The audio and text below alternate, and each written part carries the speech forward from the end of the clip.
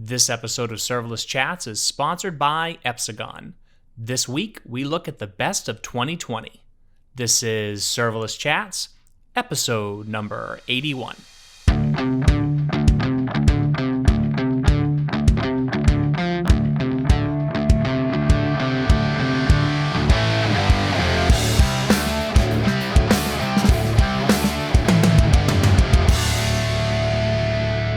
Hi everyone, I'm Jeremy Daly and this is Serverless Chats. On this week's special episode, I'm going to share some of my favorite moments from the episodes of 2020. Now there were so many amazing guests this year, so much serverless knowledge that was shared, that this was a really difficult but also a really fun task just to see how much has changed in just 1 year with serverless. Now I know that this has been a really difficult year for so many people, and so many people have been touched by the global pandemic.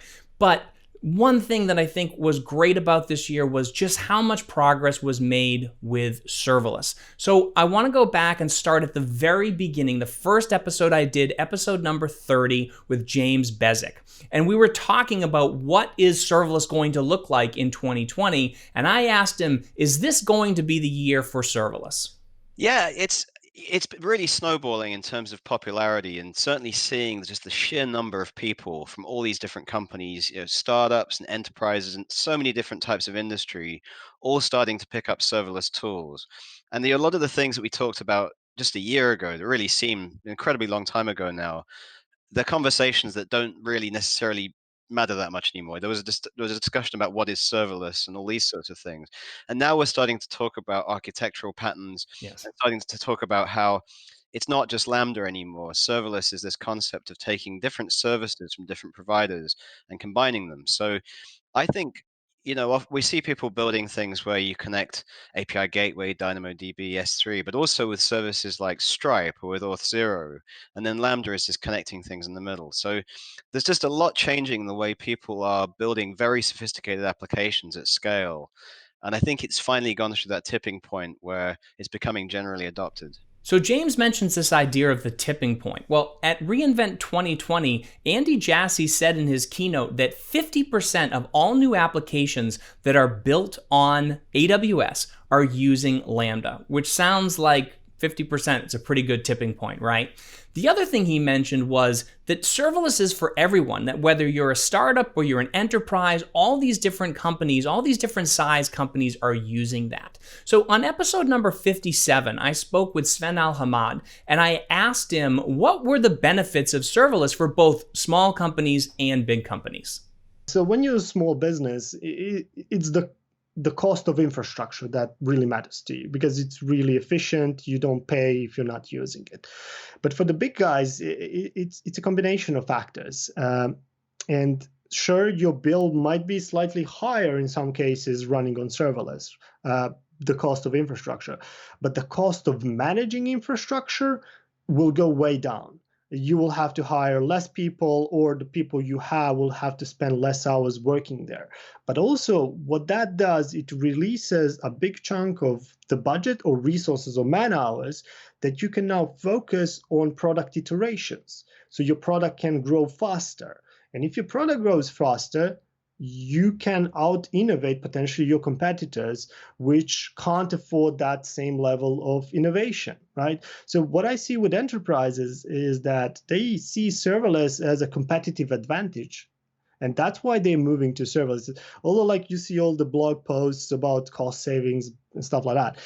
Yes, that's true, but there's that agenda of outpacing my competitor, which serverless actually unlocks. And the moment you migrate to serverless, you can use that potential. So I really love this idea of being able to outpace or out-innovate your competition, because that's what serverless does. It allows you to move faster and build more things and build them more quickly and get things to market faster. Now that has been my experience. That's been the experience of all these different people that I've spoken to.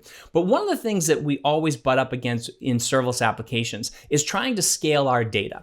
And there really is no better way, at least in my opinion, to scale your data than to use something like DynamoDB. But you always get these questions of like, well, if I'm just a small startup, do I really want to go with NoSQL because maybe maybe I don't need that scale. Or if you're a really, really big enterprise, you say, well, we can't trust our data with something like DynamoDB.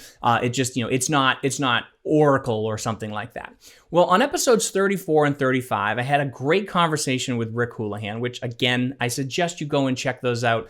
Really, really great episodes, lots of information that Rick shared. But we talked about this idea of whether or not my company was too small for DynamoDB or too big for DynamoDB. And here's what he said.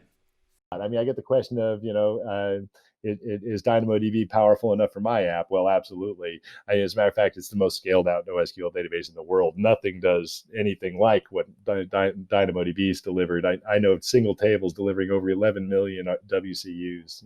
It's absolutely phenomenal. And then the other question is not DynamoDB too much overkill for the application that I'm building? And, I think we have great examples across the CDO of services. Not every one of our services is massively scaled out. Hell, I've got services out there, got 5 gigabytes of data, right? Yeah. So, and they're all using DynamoDB. And the reason why I used to think that NoSQL was the domain of the large scaled out high performance application. But with cloud native NoSQL, when you look at the consumption-based pricing and the pay per use and auto scaling and on demand, I just think you'd be crazy if you have an OLTP application. You'd be crazy to deploy on anything else. Yeah, because you're just going to pay a fraction of the cost. I mean, literally, whatever that EC2 instance costs you, I will charge you 10% to run the same workload on DynamoDB. So I totally agree with Rick Houlihan here. I don't care how big your business is, whether you're a startup or you're a large enterprise. I think you're crazy to deploy on anything other than DynamoDB, because if you're a small company, there's a lot of flexibility there and it can grow with you. If you're a large company, it's going to be able to handle that scale. But there is some learning curve to DynamoDB, and one of those things is understanding single table designs and how things like item collections work and partition keys and that sort of stuff. So on episode 44, I spoke with Alex DeBrie. He had just released his new book, the DynamoDB book, which I totally suggest you go and check out if you're interested in DynamoDB modeling. But on that episode, he gave a really, really good sort of a mental model for thinking about item collections and how single table design works. Here's how he explains it. Yeah, I introduced the concept of item collections and their importance pretty early on. I think it's in chapter 2, and it was actually one of the solutions architects at AWS named Pete Naylor that turned me onto this and really sort of made me key into its importance. But the idea behind item collections is you're writing all these items into DynamoDB. Records are called items in DynamoDB, and all the items that have the same partition key are going to be grouped together in the same partition into what's called an item collection. And you can do different operations on those item collections, including reading a bunch of those items in a single request. So as you're handling these different access patterns, what you're doing is you're basically just creating these different item collections that handle your access patterns. And that can be a join-like access pattern. If you want to have a parent entity and some related entities in a one-to-many or a many-to-many relationship, you can model those into an item collection and fetch all those in one request. You can also handle different filtering mechanisms within an item collection. You can handle specific sorting requirements within an item collection. But you really need to think about, hey, what I'm doing is I'm building these item collections to handle my access patterns specifically. So single table design in DynamoDB is not an easy thing to grasp right from the beginning. You do have to do a little bit of research. You do have to study a little bit. So I suggest checking out Alex's book, the DynamoDB book. Check out episode 44 with Alex DeBrie. Check out episodes 34 and 35 with Rick Houlihan. A lot of information in there about single table design and how that works. But the thing to remember about DynamoDB and serverless in general is you don't have to just build an entire application in that. You can actually use this to sort of, to create these hybrid applications or to sort of tack it onto your application that can get some of those benefits of serverless without replacing your entire backend. So on episode 79, I spoke with Angela Timofte from Trustpilot, and she explained how they use DynamoDB to take pressure off of their database. This is a really great pattern. Check out how she explained it. So the scenario was that we have, so people can sign up, but then they have to activate their account. And that's quite like a normal scenario, right? So they have to activate, and if they don't activate in like 30 days, then we need to delete the account. And we're doing that in our only Mongo database for where we're keeping all the data for consumers. And of course, we're putting a lot of unnecessary load on our primary database.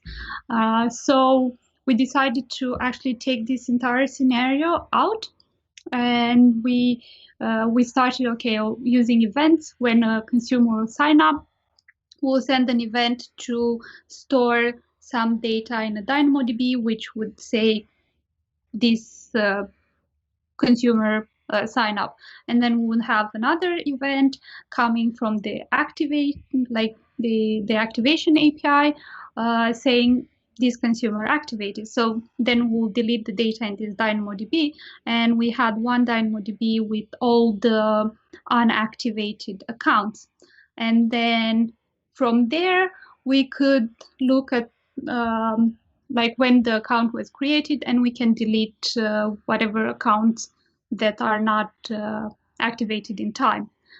So this way we took that whole pipeline to serverless in its own context, its own service, and then doing its thing there separate from our primary data. And we did it with 2 events and DynamoDB, and then another Lambda that was listening to querying this database. So it was a very simple scenario, but we took a lot of load from the main database by not going every day would query the database to get all unactivated accounts. It was a very simple scenario, but this just shows how you don't have to refactor your whole database. You can just take parts of it, or queries, whatever. This was just a scenario, and we took it out in its own thing. It's doing its thing. I haven't checked it in a very long time because it's just working, Now I'm thinking maybe I should go and check it. No, but that's one example where, as I said, you don't have to refactor the entire thing. You can just take part of it. So this idea of being able to use serverless and serverless components in order to shore up an existing piece of your system, right, without having to refactor your entire application, I think is really powerful, and it's a great on-ramp for companies to start bringing serverless into their organization and start to make their systems more resilient. But there are still things that are holding companies back. And on episode 33, I spoke with Yentre, also known as the Burning Monk, and asked him whether or not serverless needed some sort of big innovation or what else might be holding people back. This is what he said. I don't know about the major breakthrough, but I definitely think more education and more guidance, not just in terms of what these features do, but also when to use them and how to choose between different event triggers. Mm-hmm. And that's a question I get all the time. How do I decide when to use API Gateway versus ALB? How do I choose between SNS, SQS, Kinesis, DynamoDB Streams, EventBridge, IoT Core? That's just 6 application integration services off the top of my head. There's just no guidance around any of that stuff. And it's really difficult for at least someone new coming into this space to understand all the ins and outs of what are the trade-offs between SNS and SQS and Kinesis and so on. So having more education around that, having more official guidance from AWS around that would be really useful. In terms of technology-wise, I think I like the trajectory that AWS has been on. No flashy new things, but mm-hmm. rather continuously solving those day-to-day annoyances, the day-to-day problems that people run into. The whole cold staffing, again, often overplayed, often underplayed. Yes, is never as good as some people say. It's never as bad as some other people say. But having some solutions for people with real problems with co-stars because of various different reasons. I really like what they've done with provision concurrency, even if I think the implementation is still, I guess it's a version 1. Mm-hmm. So hopefully some of the kinks that they currently have would be solved.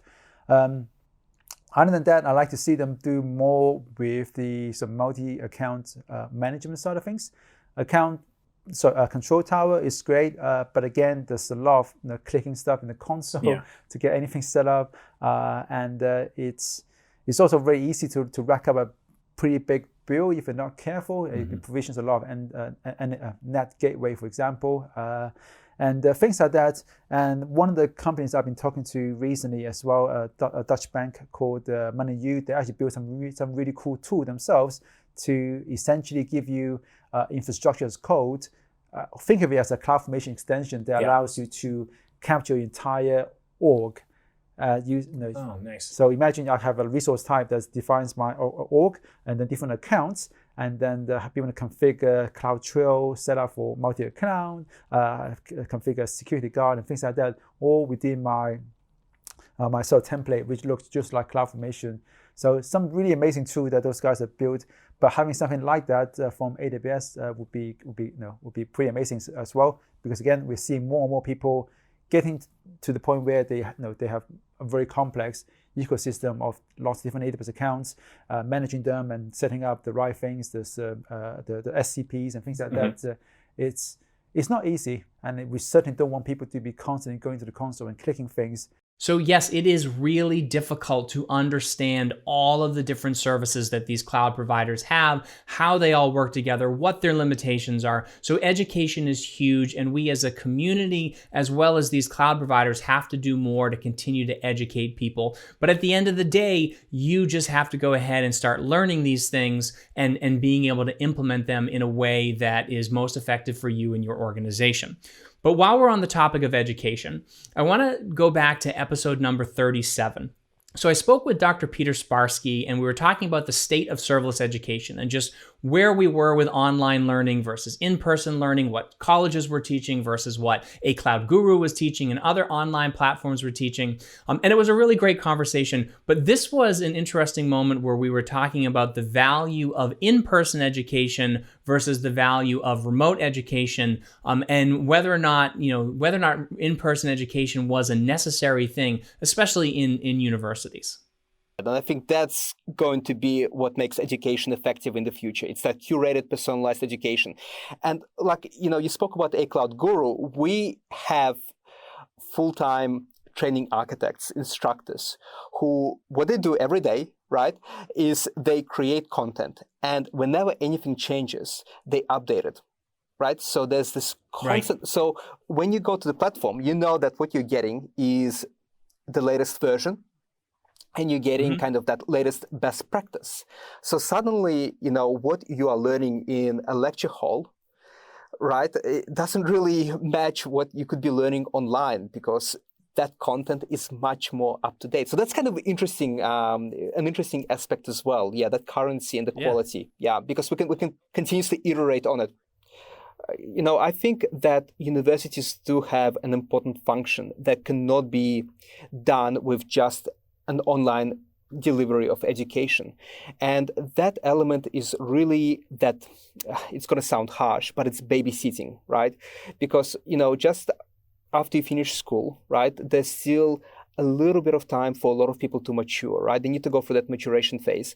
And going to university, going to college allows people to do that, right? It allows them to build social connections. It allows them to learn how to work in a team, maybe better than they did at school. So it gives them that opportunity to mature before they go into the industry.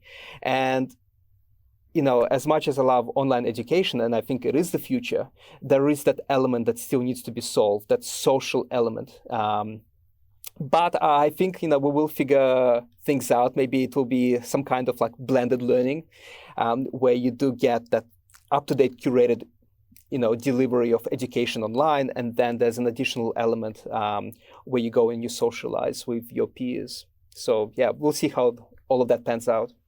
So this episode was recorded before the pandemic and everything shut down. So if you're a parent and you have kids that are either, hybrid or remote learning, I'm sure you have a ton of opinions on this. I just thought it was a really interesting take, that is for college students more so and continuing education, but just an interesting take on what the value of having in-person learning is and how maybe remote learning can certainly complement that, but maybe not replace it entirely. entirely.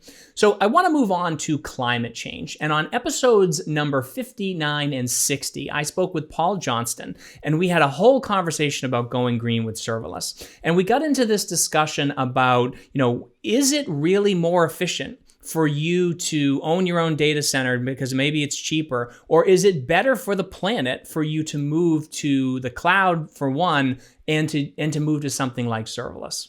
I mean, in the end, I know the joke is, cloud is just other people's servers and all that kind of stuff. It's just it's always underneath it. There's just servers and there's just servers. But I think that trying to make these servers more efficient, trying to make these data centers more efficient, there is still constant churn. There's we don't keep things efficient. 2-3 years down the line, the server that you were using is not efficient. 6 years, 7 years, it's old. You don't want to be running stuff on there. You want to be running stuff on something that's efficient and new. And actually, there's an enormous amount of waste, e-waste, in terms of the data center industry, and it's not straightforward. The conversations around all of this are not straightforward. So I think in terms of, I think everyone needs to start thinking about moving to the cloud simply because we need to be reducing our impact.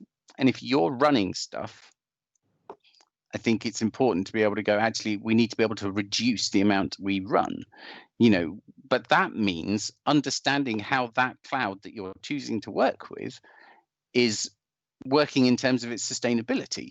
So you can't just go, oh, we'll move it to X cloud, and X cloud, whoever, or Y cloud or Z cloud, or whoever it is. And but we'll trust them to do the right thing.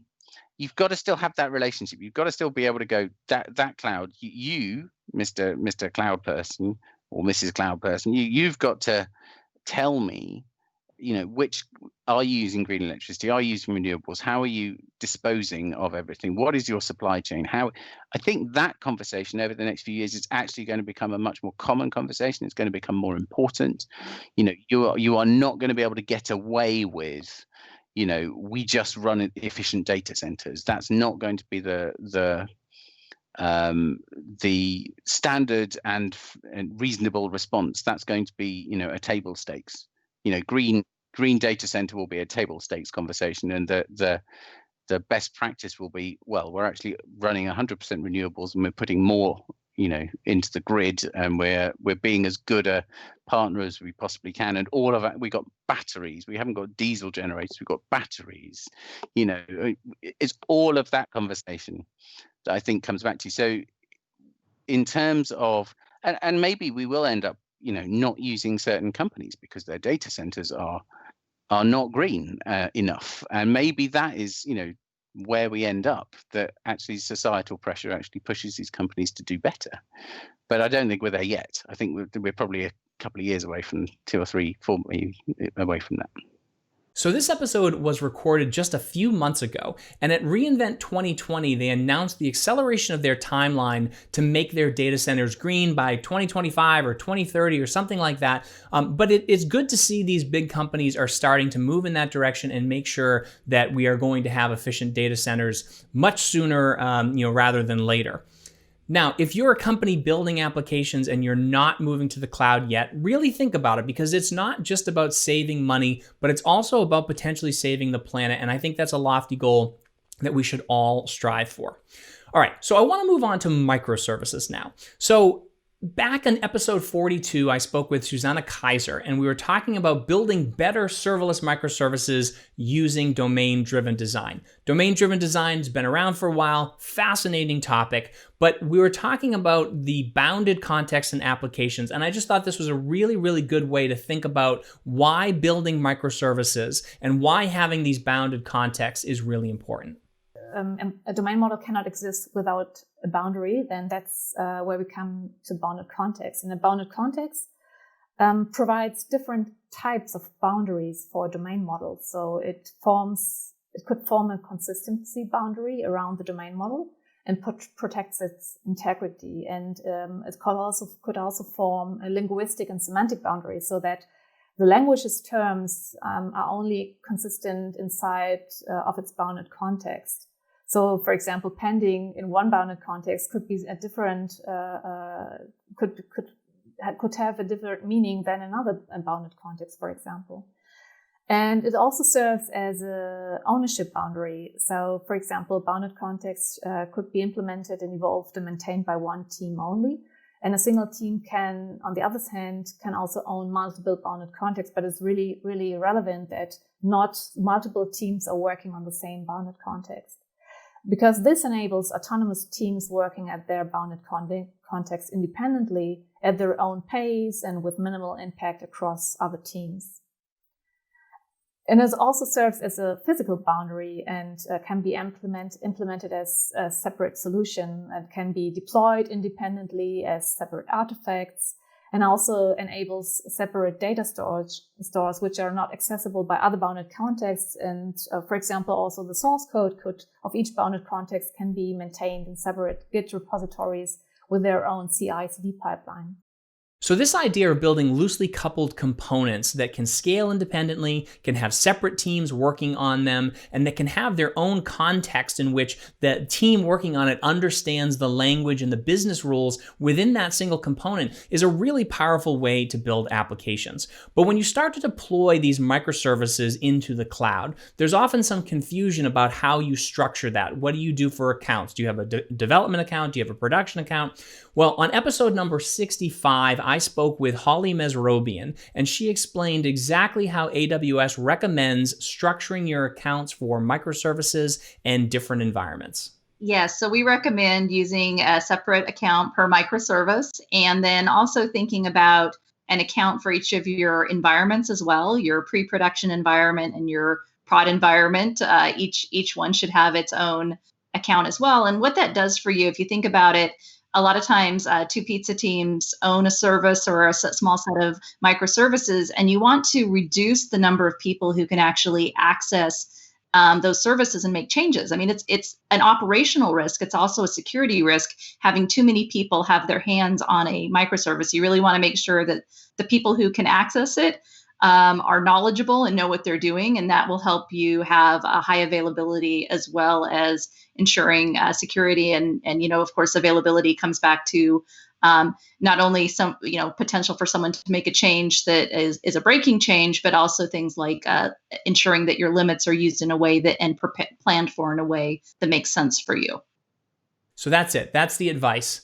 One microservice per AWS account. You get all of that security isolation. You get all of that separate billing, all of the controls over limits of the individual services. You get all of the access control, and you can still communicate across accounts to communicate between your microservices. So that's the advice. All right, let's talk about data again. So we talked about DynamoDB a little bit, but I want to talk about just this idea of migrating data or trying to scale data in the cloud. So on episode 36, I spoke with Suphatra Rufo, and we talked about the challenges of migrating data. Yeah, and I think this is where things get really interesting. When I was at AWS, I worked almost exclusively on migrations off of Oracle and Azure to AWS. And a database migration is by and large the most difficult thing that you can do in cloud computing. It's really hard. You've got to do a lot of data modeling. You've got to do your schema conversions. I mean, it's really just a ton of work. And what I have found is that when people are charged with, all right, we got to migrate our database, they tend to do it in multiple phases, and that will take multiple years. So oftentimes they'll first just rehost. So let's say they're on Oracle. They want to get off Oracle, but they don't want to be penalized. So they just kind of take their Oracle license and bring it to a different cloud provider, and they keep all their data with Oracle still. They're just kind of moving it. So then afterwards, and that takes 6 months to a year. And then afterwards they say, okay, well, I think we're going to now we're going to re-platform, and then that's a whole nother workload, and that's even more work. And the harder down the line is rehosting, which is where they might actually, refactoring, which is where they might actually go from a relational database to a NoSQL database. It's much more rare that you see people do a database migration where they go from a traditional relational database on one provider to a NoSQL database on another provider, because it's a really difficult piece of work. So if you've ever had to migrate a massive amount of data, you know it is really difficult. It takes a lot of planning and it just takes a lot of time. And the big thing is you don't want to make a mistake. You want to move this into a system that's going to be able to continue to support the growth, probably the reason why you migrated off of it in the first place. Well, on episode 39, I spoke with Lynn Langit, and we were talking about just this idea of serverless and big data and what some of those options are. But this was an interesting moment we had where we discussed why traditional systems and why databases that you typically would think might scale don't scale. Well, it goes to the CAP theorem, which is consistency, availability, and partitioning. This is sort of classic database like what are the capabilities of a database? So, and it's really kind of common sense. A database can have two of the three, but not all three. Mm-hmm. So you can have basically the ability for transactions, which is relational databases, or you can have the ability to add partitions, is really kind of to simplify it easily. Because if you think about it, when you're adding partitions, you're adding redundancy. And so it's a trade-off, right? And so are you adding partitions for scalability? And so when adding partitions makes a relational database too slow, then what do you do? So what you then do is you partition the data in the database to SQL and NoSQL. And again, I did a whole bunch of work back 2011, 2012, 2013. I worked with MongoDB, I worked with Redis, and one of the sort of key, books, I guess, would be 7 databases in 7 weeks. And this tells, it's still a very valid book, even though it's many years old. It tells like how you do that progression, and really turned the light on for me. Because prior to that point, it was, just scale out your SQL Server, scale out your Oracle Server, which still would work, but these NoSQL databases were providing much more economical alternatives. Mm-hmm. And of course, I'm always trying to provide, the best value to my customer. So if it wasn't a great value to buy more, licenses for SQL Server or for Oracle, rather you want to get a Mongo cluster up or a Redis cluster up, you could partition your data if that was possible, because there's cost to partitioning your data and writing your application, right? So I just found those trade-offs really, really fascinating. And of course, during that time, cloud was launched, led by AWS. Microsoft had an offering, but they didn't really understand the market until a little bit later. So Amazon had an offering, and they first started, it was really interesting. They started by just lift and shift with RDS at a pass level by taking SQL Server and actually making it run effectively in the cloud. That was how I got started, because my customers wanted to lift and shift and maybe go to an enterprise edition and run it on cloud scaled servers. So once you have your data in the cloud, you still need to think about security and privacy and potentially compliance depending on what industry you're in. On episodes 71 and 72, I had a very, very long conversation with Mark Nunnikhoven about these topics. And we were talking about the Twitter hack, and we were just talking about the tiering system and things that you would need to do in order to ensure that there were multiple layers of security when building your serverless applications. Yeah, and the tiering system, as frustrating as it is for a lot of users, a lot of it does have that. It's about reducing the, if we use the AWS term, it's about reducing the blast radius. You don't want everyone in support to be able to blow up everything. And if you look at the Twitter hack was actually an interesting example. Somebody raised the question and said, why didn't the president's account get hacked? Why wasn't it used as part of this? And because it has additional protections around it. And because, it's the leader of the free world, ostensibly. So you want to make sure that that's not the average, temporary employee on a support contract being able to adjust that. So the tiering actually is a strong play, but also understanding, that the defense in depth is something we talk about a lot in security, and it gets kind of a bad rap, but essentially it means don't put all your eggs in one basket. So don't use one control to stop just one thing. So you want to do separation of duties. You want to have multiple controls to make sure that not everybody can do certain things, but you also want to still maintain that good customer service. And I think that's where, again, it comes down to a very pragmatic business decision. If you have 2 sprints to get something out the door, and you go, well, I'm going to build a proper admin tool, or you're just going to write a simple command that your team can run that will give them the access. You're just going to write a command that does the job. And you know what? In your head, you always say the same thing. You put it in your ticket notes. You put it in your Jira, and you say, we'll come back to this and fix it later. Later never happens. So most admin tools are this hack collection of stuff just to get the job done. And I totally get it from a business perspective. It makes sense. You need to go that route.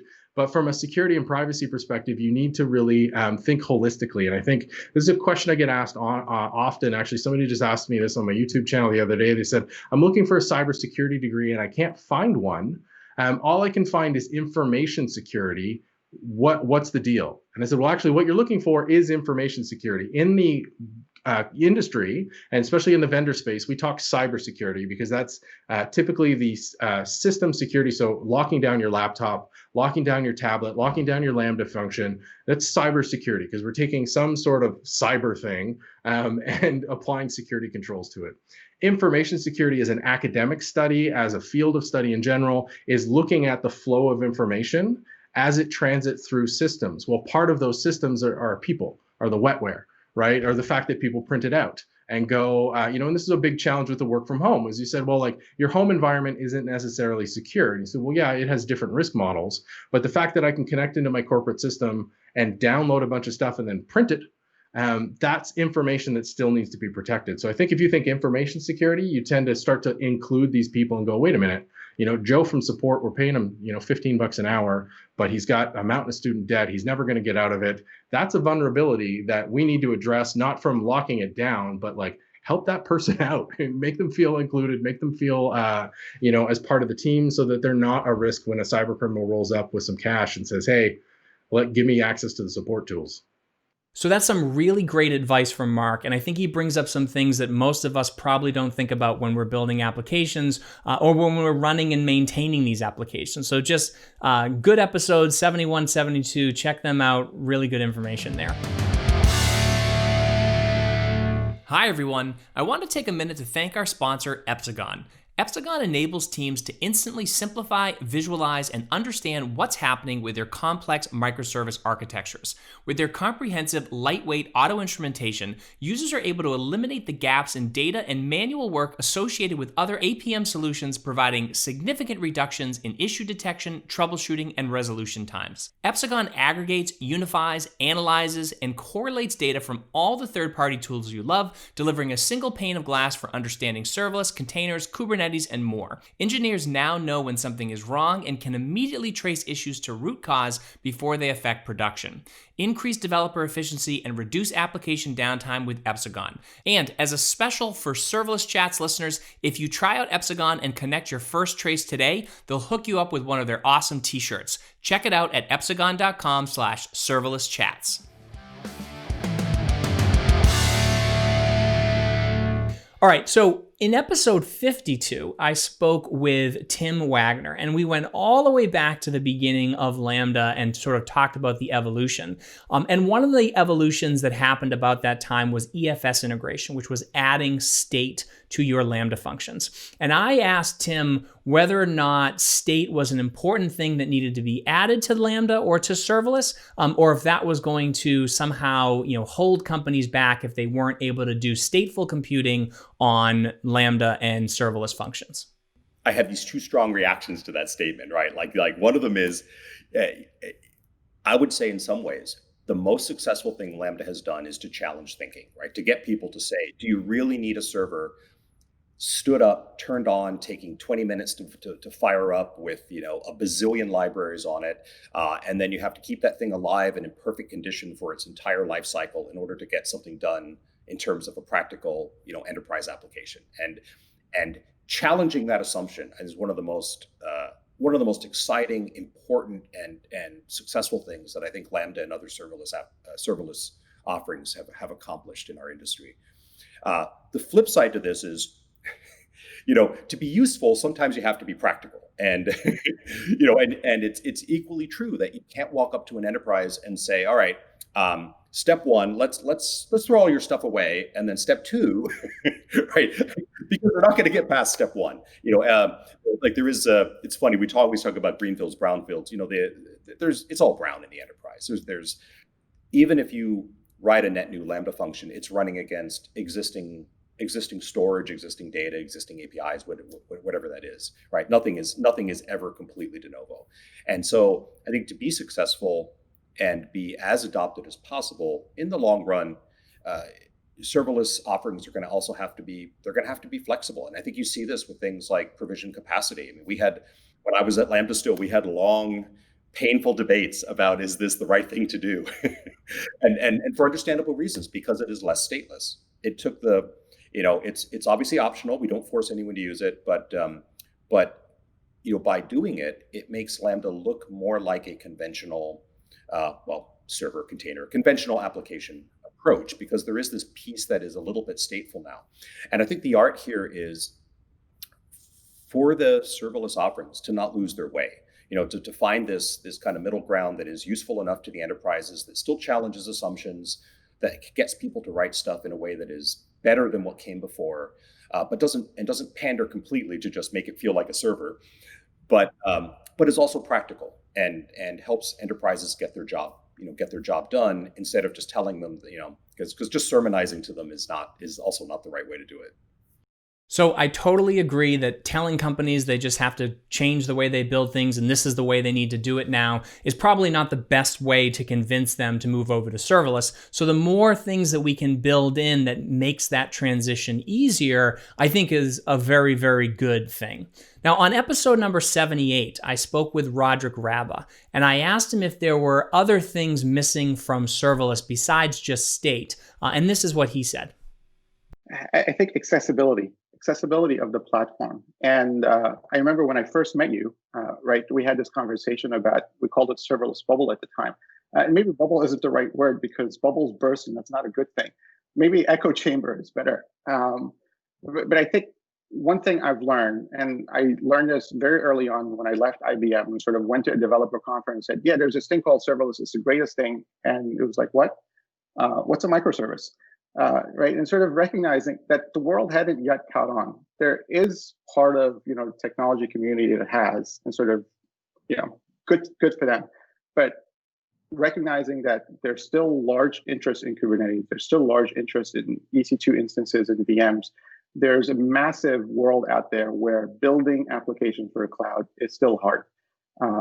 Just log on to the Amazon console and look at everything you can get. Where do you get started? So the opportunity for us is making the cloud more accessible. And so we like to think that, from an developer perspective, you can create an account within 60 seconds.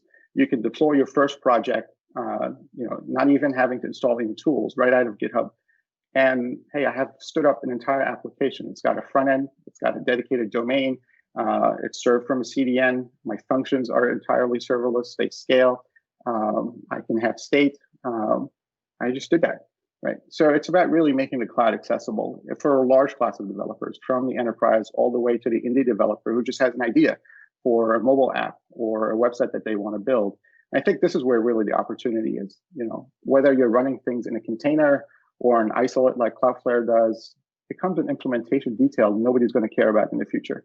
I also think that the implementation details are probably not that important. What users are looking for, or at least what I'm looking for as a developer, is I'm just looking for an easy way to build applications and not have to worry about everything that's happening behind the scenes. Now, on episodes 66 and 67, I had a long conversation with Austen Collins, and he was telling us the story of the serverless framework. But I did ask him the question, how do we convince people that serverless is the way? It's just the potential that's democratized for everybody, whether you're a large organization or you're just a solo hacker, like in the basement or something, trying to get something off the ground like that. This power is democratized to everybody. And, that going back to our mission, we want to help every single person build more, manage less, leverage higher levels of abstraction, help them focus on outcomes more than ever. We're going to try and rethink developer tools and what that means in order to deliver that experience. And then, the last part for us is just, we firmly believe serverless is bigger than any one vendor at the end of the day. And we feel very strongly that there needs to be an application framework that provides an open, level playing field for serverless cloud infrastructure across any vendors.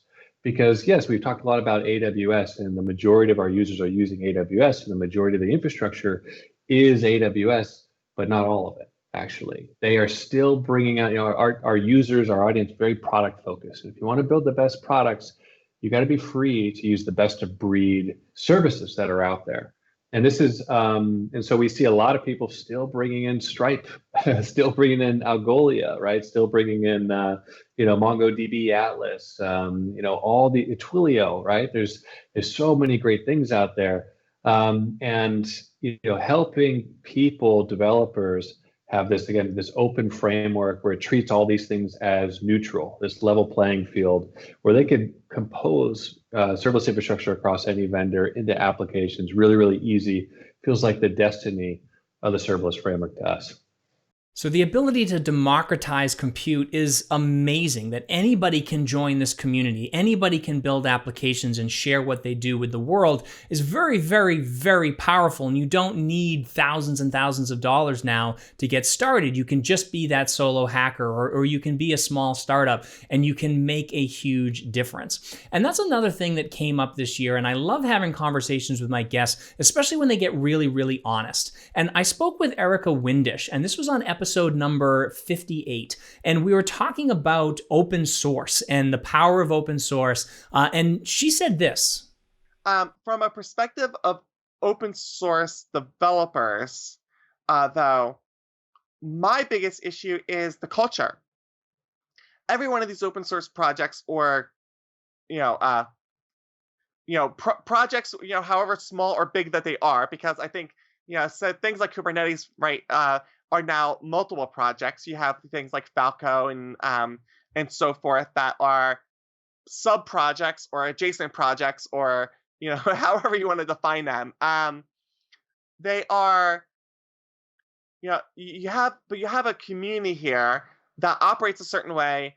They have their own culture, and that culture is different potentially than the culture that you as a company founder, or as HR, or a manager, or whoever, of a company, that is not necessarily the same culture that you want your company to have, or your team to have, that is in the open source, right? And how do you kind of resolve that difference? Because one of the other things is that a lot of people hire from these open source communities. So if you are building a team that is going to work in open source, and you want to have, you want to make this a diverse team, for instance, but it's not a diverse project. How does that work, right? Is the project and the other people in that project, going to discriminate against you, either implicitly, explicitly? It may not be intentional, right? There are implicit biases that exist, and I think it becomes very difficult, because when you have your own closed source application and you're building things for your own self and your own teams, you have control over what you're building, how you're building, and the construction of your team, et cetera. And I think that you lose a lot of that when you're working in an open community, because if you're only working on open source, it's almost like while you're employed by one company, your coworkers are almost, in a sense, a set of people that are not hired by your company, that may not actually hold the same values that you or your company holds. And I don't have a solution for this, but it's something I think about a lot. And it's one of the reasons I no longer really contribute much to open source. So the idea that a brilliant engineer like Erica would not want to participate in an open source community because of a toxic culture is just tragic. If you are in one of these communities, in 2021, we just have to do better, right? So if you see something, call it out when you see it. Let's make sure that we can create these beautiful, diverse communities, because that is what makes tech better. That is what makes us better.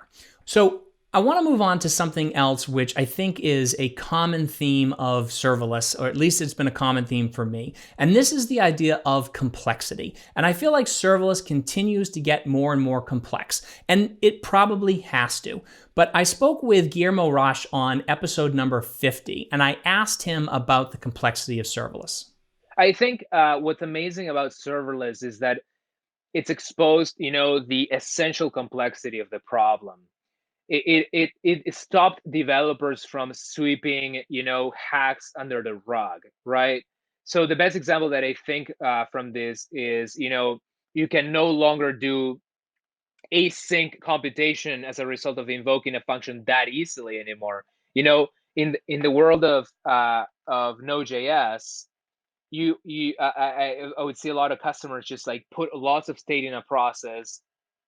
When they respond, they continue doing things behind the scenes in that same process. Functions have altogether made this impossible, but for a great reason, right? Like they were exposing, hey, that side effect that you were computing, you should have not been doing in that same process.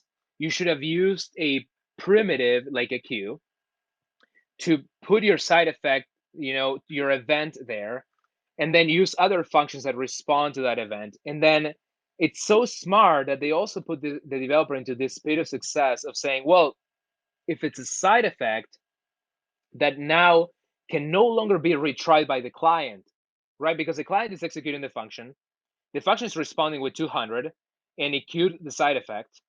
So there's no reason for the client to retry. So now this side effect is loose in the universe of computation. And that means that we need a system that can retry it, because we want that side effect to run to fruition, right? So now it forces you to put that into a queue. And queue can retry and then eventually also fail and go into a dead letter queue. So now just like going through all this in my head, I'm like going crazy about the amount of complexity. But here's the thing, and this is why I love serverless. That was, to begin with, the essential complexity that had to be managed to begin with. What we were doing before was chaos, was side effects that maybe sometimes run correctly and sometimes not, was, unscalable systems and so on and so forth. But it is a complicated world. So it is a complicated world, and serverless has a lot of moving parts and a lot of things that you have to think about. But what Guillermo pointed out is that what it really has done is it has exposed the complexity by breaking out those little pieces that were sort of built in before, but not always reliable. And now we can add that reliability or that resiliency to our applications by having more control over some of these pieces. And on episode 40, I spoke with Eric Johnston and Alan Tan about HTTP APIs. And we were talking about some of these patterns, and in particular, this one called the storage first pattern, which helps us add resiliency. So even if we have bad code or our application fails down the line, we don't necessarily lose that data. The most dangerous part of an application that I'll ever build is my code, right? So when I build an application, I want to get that data stored first. That's the thing. And if it's in, I tend to go DynamoDB because that's what I like. That's what I use. But there's different purposes. I know, Jeremy, you and I have had this conversation before, and you're an SQS guy. So that's where you tend to go. So and we do this because we look at, okay, what's the pattern for you? I know for like the retry or the DLQ or different things like that. And for me, it's because I'm going to continually write back to Dynamo on the app. I'm specifically thinking about it. But the idea is, if API Gateway can directly integrate with the storage, be it S3, be it DynamoDB, something like that, then I've stored the data, and I don't have to go back to the customer if my logic fails, right? So in an application, I've stored the data. Let's say I'm using DynamoDB. I do a stream. It triggers a Lambda. I start processing that data. If somewhere in there something breaks, and again, it's going to be my code, but let's say something breaks, then I don't have to go back to the customer and say, hey, guess what? I blew it. Can you give me your data again? Can you resubmit that and continue to trust me, because I'm sure I won't lose it again. Instead, I've got that data stored, and I can write in some retry or take advantage of the retry from an SQS or an SNS or something like that.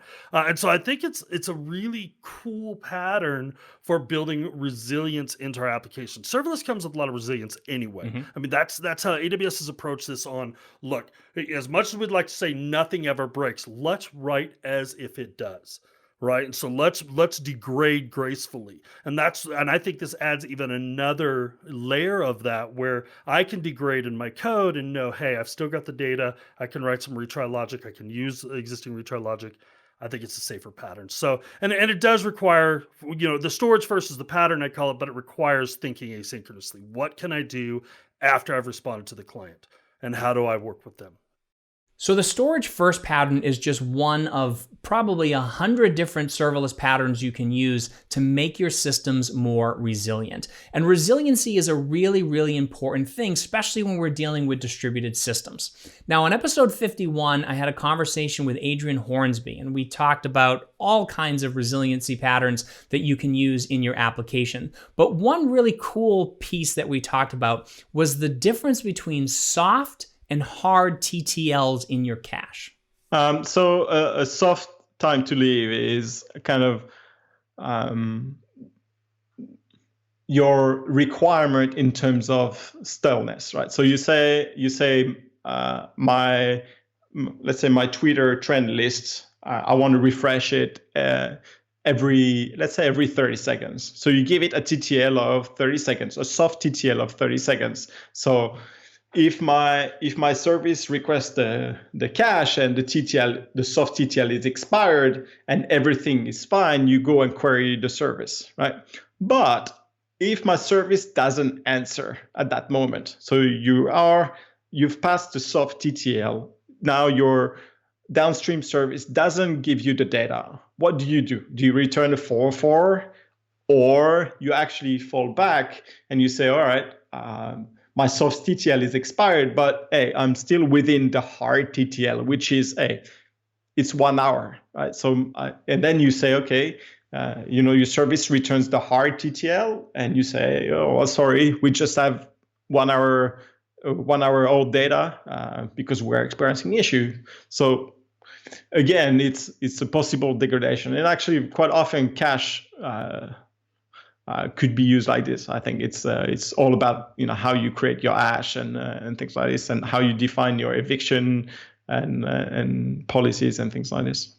So this is another great resiliency pattern to add to your applications, because when things are running fast and your downstream systems are working, you have this soft TTL in there that has the most up-to-date data. But if for some reason the systems start failing or you're having problems with those downstream systems, that longer-term cache can still serve up data and provide at least some level of service to your customers, which is a really, really great way to think about it.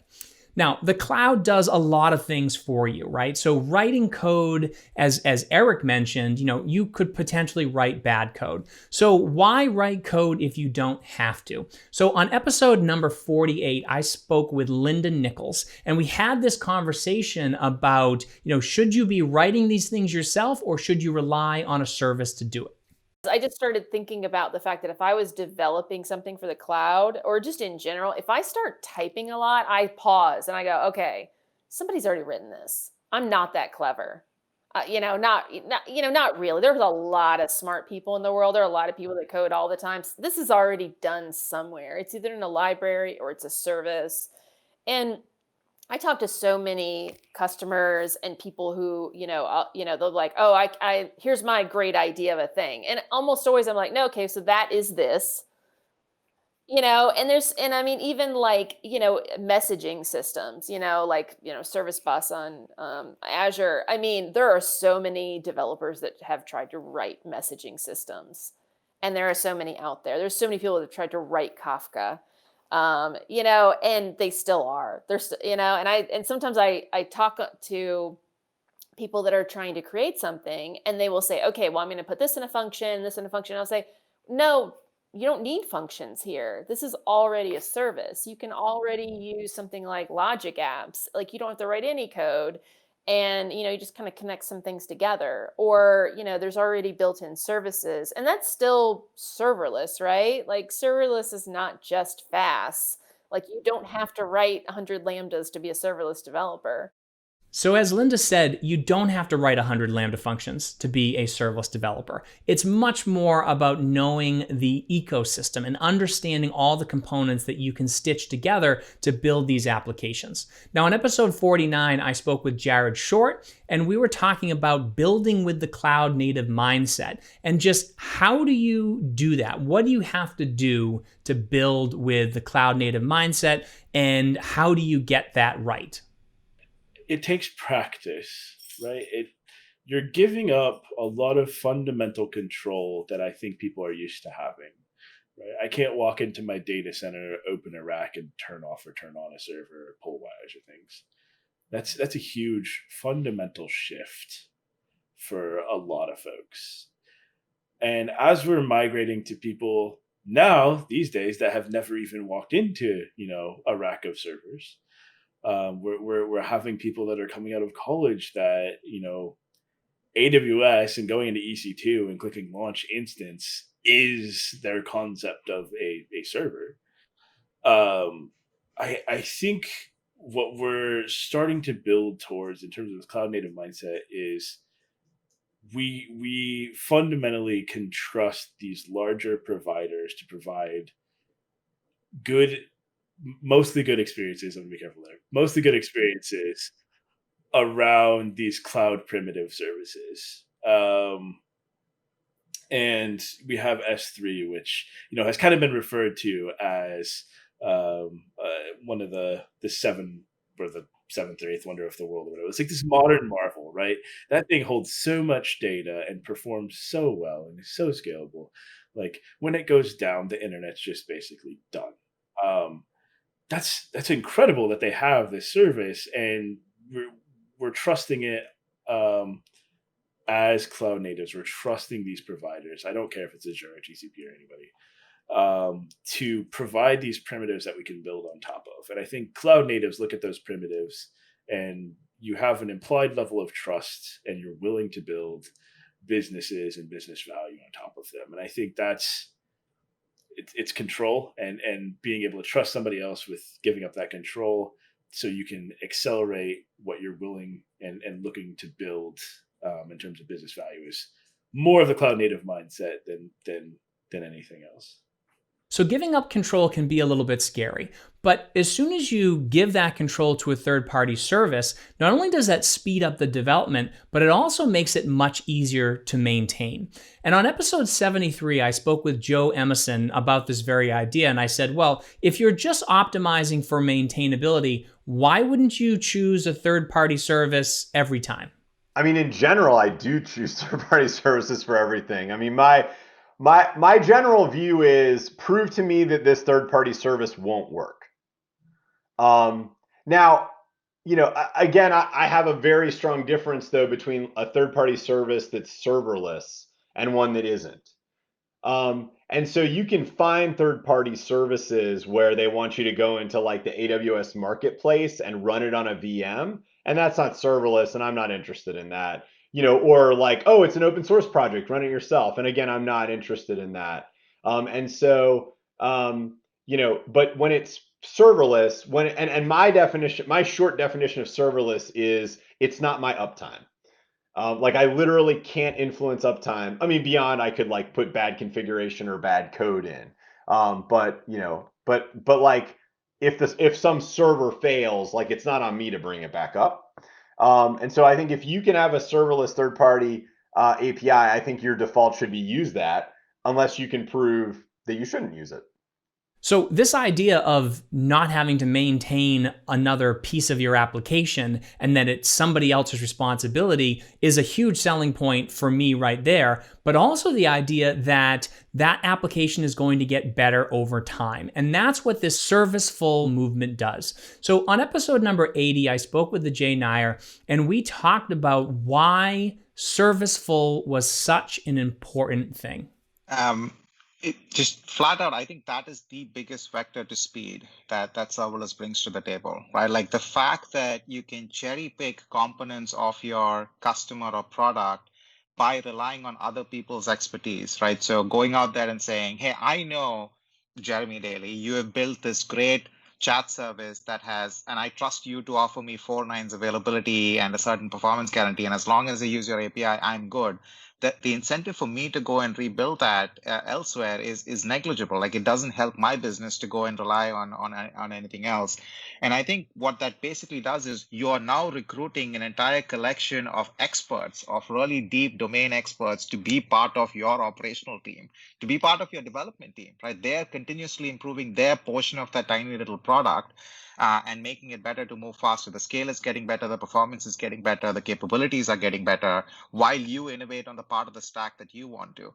And what's fascinating for me is, that is the true vision that we all had when we went down microservices development as well, right? You can do independent development of different pieces. They're all, small pieces loosely joined that talk to each other, and they can innovate separately.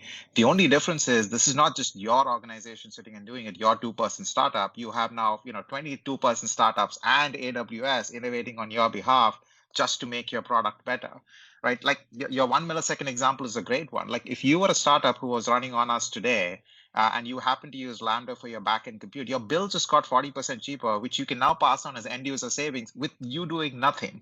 Like, imagine how much work you would have to do to go and that kind of get that behavior over there. And just one more thing, Jeremy, since you brought that up, I do believe the true power is going to be connecting all these SaaS services together and getting them to interconnect a lot more. You're starting to see this with some of the bigger ones, right? So Twilio, Workday, Atlassian, they've all added this programmable SaaS component to them, right? They've got these Lambda-based extensions that they're showing up, like Twilio functions and Netlify functions and others, that allows them to add just a little bit of logic to them to then talk to other services via API calls, and kind of build forward over there. So I think just the flexibility and power this enables is really, really cool. And the fact that you can swap out one API for another is quite a testament to the whole dance around, am I really locked into a particular provider or not? Because it's quite easy to change an API call more than anything else. So the idea of being able to leverage another team's expertise and incorporate that into your application is just huge, right? You don't have to be a search expert or an SMS expert or even a database expert or an ML expert. You can leverage somebody else's API to do that, and that allows you to focus on your core business and what you can do to add value to your customers. So that is a hugely important piece of serverless, a huge selling point, and a big thing that, at least for me, has made it such sort of a transformative experience. All right, I want to share one more clip with you, and this is from episode number 76 with Matt Coulter. Now, Matt is the one who created cdkpatterns.com, but the reason why he created that was to help a massive enterprise, or really to encourage a massive enterprise to adopt serverless. So here is his story about how he used that to help bring serverless into Liberty Mutual. Yeah, so it helps that Liberty Mutual as a whole, our Liberty Mutual split up into different business segments. So my segment, GRS, we call it, Global Risk Solutions. I'm lucky I remembered that. But we're basically large commercial and specialist insurance. But our CIO actually made a mandate. He put down what our vision is as a company and where we want to go. And he wrote down that we want to be a serverless first company. So whenever you have buy-in from at the executive level to say we want to be serverless, it helps a long way. But the second part of it is I haven't mandated anything to any engineer who works anywhere, because I've seen an awful lot of times where it doesn't matter how good your idea is. If you come in and you tell people, I think I know better than you, they just say no.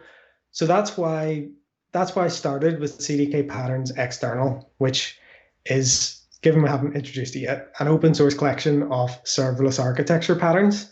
And the idea was, if I could go external and say, here is a thing, here is an actual industry thing, here are all the AWS heroes that talk about the patterns that are in this, here's the links to all their blog posts, here's their articles, here is me talking about it in the world, and then go to them, conduct a well-architected review with their team. And instead of mandating it, just ask them, okay, I see you're trying to build this particular solution. Have you considered? And then at that point, because the thing already exists, it's already coded and they can pick up on it, I think you've reduced the barrier for them to go the direction you want to go rather than forcing them. So I love this story from Matt Coulter. I think it was a brilliant way to get his organization to adopt and embrace serverless without mandating it, but just showing that these patterns work really, really well and bring a tremendous amount of value. And that is what serverless can do for you. And I really, really hope that in 2021, if you are not embracing serverless yet, that you start looking at it. Because again, 50% of all applications being built on AWS are starting to use Lambda, which is pretty powerful. Okay, 2020, it's over. 2021, new year, all kinds of exciting things that are going to happen with serverless chats in 2021, as well as Off by None, which is the newsletter that I do every week. So we added a YouTube channel this year. So check out youtube.com/serverless chats. You can watch these videos or watch all these interviews in a video format, and we'd love your feedback. We'd love, different ways that we could present videos to you that you might enjoy. Also, Off by None, in the newsletter, offbynone.io. It's a weekly newsletter that is all about serverless and things that are happening in the serverless ecosystem. We encourage people to submit articles and share their articles with the community, and we try to amplify as many voices as we possibly can. There are so many people to thank. First of all, I want to thank all of my guests this year. So many amazing people that I had the opportunity to talk to. I learned so much this year from all of you. It was absolutely amazing. I have to thank our sponsors. We had so many sponsors this year. They're the ones who have made this possible. We're trying to continue to get better every episode, whether it's better cameras and better sound and better, better just everything, better show notes. So we're working really hard to do that, and our sponsors are the ones who help us do that. I want to thank all the listeners, all of you who are listening to this every week, or just listening to an episode here and there that you find interesting. That's what this is about. These are supposed to be genuine conversations with people who are just really passionate about what we do. And if there's value that you can take from that, and that gives you some ideas or some inspiration, that's awesome. Go do that. Share those stories with us too, because we love to hear the impact that we're having on our listeners and on the community in general. I also want to thank Angela Milanazzo, who is the producer of this show. She does a lot of work behind the scenes that people don't often see. So thank you very much to her and everything that she does. I want to thank Melissa DiLorenzo, who also helps with the newsletter and with this show. Again, these things wouldn't happen if we didn't have this amazing team. So as we move into 2021, thank you all again. It's been an interesting year. Definitely an interesting year for serverless. I'm hoping 2021 will be a prosperous year for you all, that everyone will be safe and healthy. We'll move past this pandemic and get back to some semblance of normalcy. So I will see you in 2021. I hope you will join us. Follow us on Twitter. Follow me on Twitter at Jeremy_Daily. Sign up to be a serverless insider. We just sent out a whole bunch of swag to people. serverlesschats.com. There will be show notes for this episode as well. serverlesschats.com/81. Thanks again, and we will see you in 2021.